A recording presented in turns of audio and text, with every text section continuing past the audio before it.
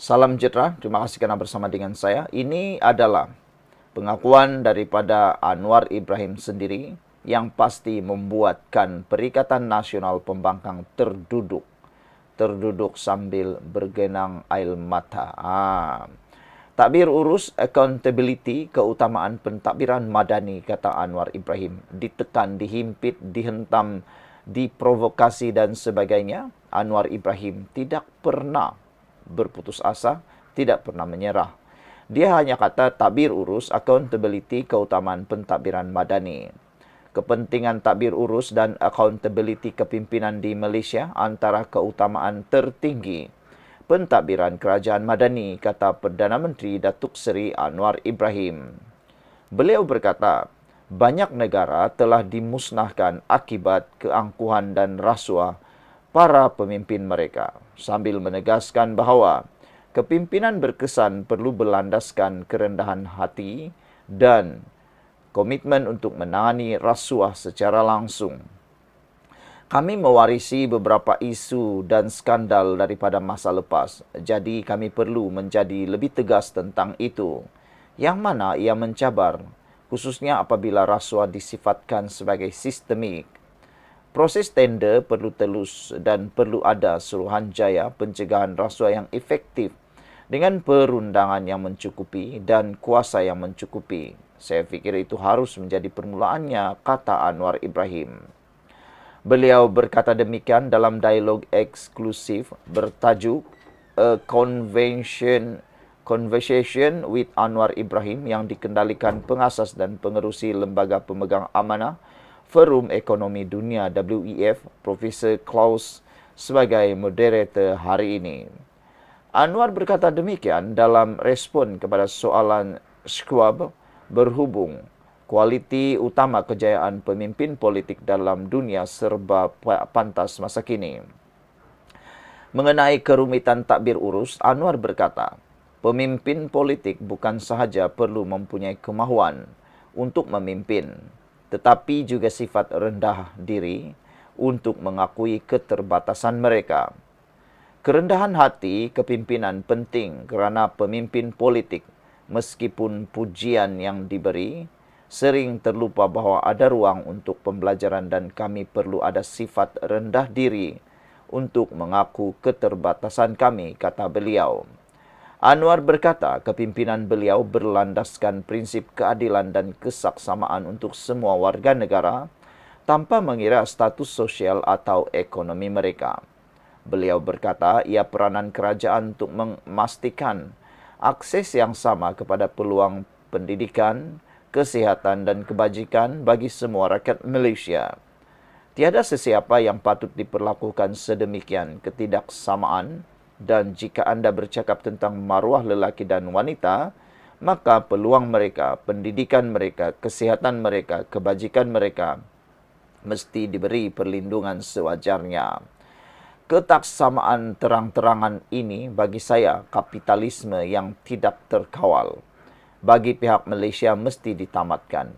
Sudah tentu ia selamanya bersifat kapitalis dalam sistem, tetapi tidak boleh ada isu oligarki dan kronisme.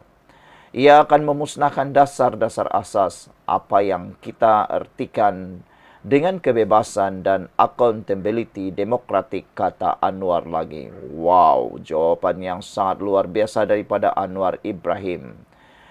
Greenpeace kata, inilah negara yang amat diperlukan. Inilah pemimpin negara yang perlu oleh Malaysia. Berlandaskan kerendahan hati dan komitmen untuk menangani rasuah secara langsung. Anwar Ibrahim sejak hari pertama beliau memegang tampuk kepimpinan Perdana Menteri sudah mengisytiharkan perang rasuah habis-habisan. Dan pastinya semua hantu rasuah yang ada di Malaysia sudah mula takut dan bergegar lutut, mungkin sudah terkencing dalam seluar. Lihat saja sekarang, sudah berpuluh-puluh pendedahan yang tak pernah kita sangka berlaku. Akhirnya ditangkap, didedahkan, dibongkar pelbagai isu rasuah, salah guna kuasa dan sebagainya. Skandal-skandal melibatkan berbilion ringgit juga didedahkan. Itulah yang terbaik. Tahniah SPRM dan Anwar Ibrahim. Sekian dulu, kita jumpa lagi. Tinggalkan komen. Salam sejahtera, terima kasih karena bersama dengan saya di Nazilin Unity Channel. Saudara-saudara sekalian, ini satu lagi pendedahan luar biasa daripada Najib yang mana sedang menjalani perbicaraan berkaitan 1MDB. Belum sempat terima pengampunan untuk tahanan di rumah, ini terjadi kepada Najib. Kata Najib, tugas pimpin negara lebih besar. Saya tak boleh tahu semua hal 1MDB. Ini satu pengakuan Najib yang betul-betul mengejutkan seluruh rakyat Malaysia berkait dengan 1MDB. 1MDB dananya berpuluh bilion ringgit dan ini pula jawapan beliau. Ada netizen kata jawapan ini adalah jawapan selamat. Jawapan ini untuk menyelamatkan diri. Tetapi jawapan ini, kata netizen, tidak bertanggung jawab. Apa pula pendapat anda semua? Bekas Perdana Menteri Najib Razak memberi keterangan dia tidak boleh terlibat dalam salah laku melalui pengurusan mikro 1MDB kerana dia mengendalikan seluruh negara yang lebih besar daripada syarikat itu. Namun saudara, kerugian di 1MDB sangatlah besar dan besar sangat kesannya. Bekas Menteri Kewangan itu memberitahu Mahkamah Tinggi di Putrajaya hari ini bahawa ini adalah sebab mengapa dia diperdaya oleh ahli pengurusan 1MDB yang diamanahkan dengan tugas dalam syarikat itu. Semasa pemeriksaan balas oleh Peguam Bela Utama Muhammad Safi Abdullah, Najib mengingatkan pihak pendakwaan bahawa memandangkan dia adalah Perdana Menteri antara tahun 2009 dan 2018 adalah mustahil baginya untuk membuat susulan dalam setiap hal berkaitan 1MDB kerana dia mempunyai tugas besar memimpin negara. Tertuduh berkata bahawa ramai bekas ahli pengurusan yang didakwa terlibat dalam penyelewengan syarikat itu tidak pernah didakwa atas jenayah berkenaan. Sebaliknya, dijadikan saksi pendakwaan terhadapnya dalam perbicaraan salah guna kuasa dan pengubahan wang haram 1MDB bernilai RM2.27 bilion ringgit.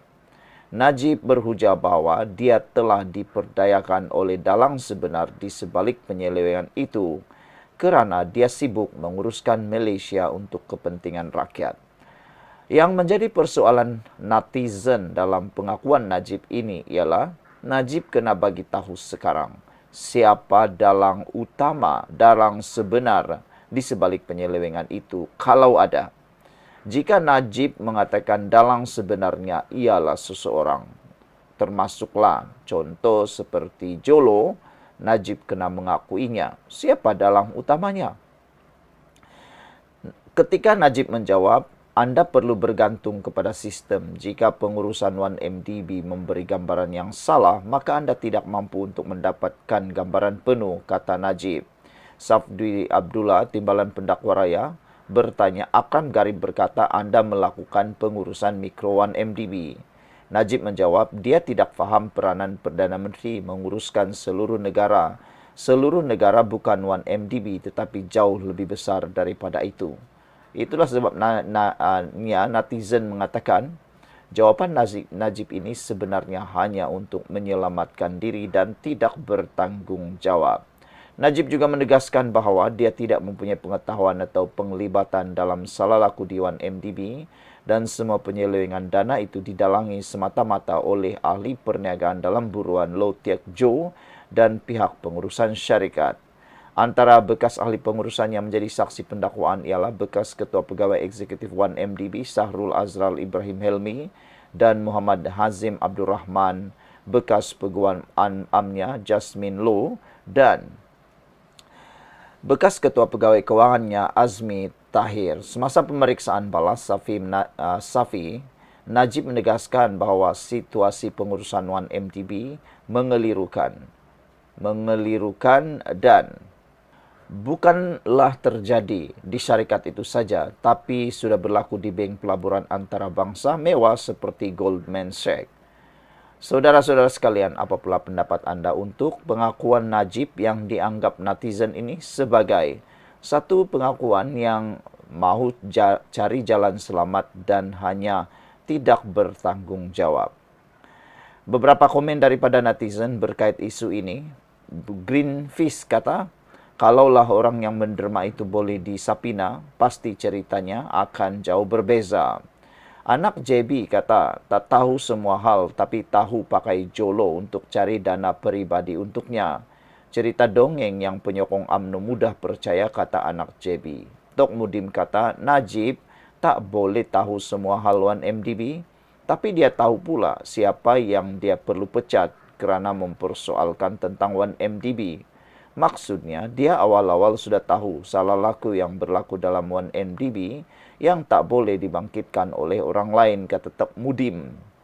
Ping Merlim 2094 kata, mungkin kalau tiang dan pintu itu boleh bercakap, Najib akan salahkan juga sebab tak bagi tahu dia pasal kecelaruan dalam kes 1MDB. Sekian dulu, jangan lupa tinggalkan komen Anda.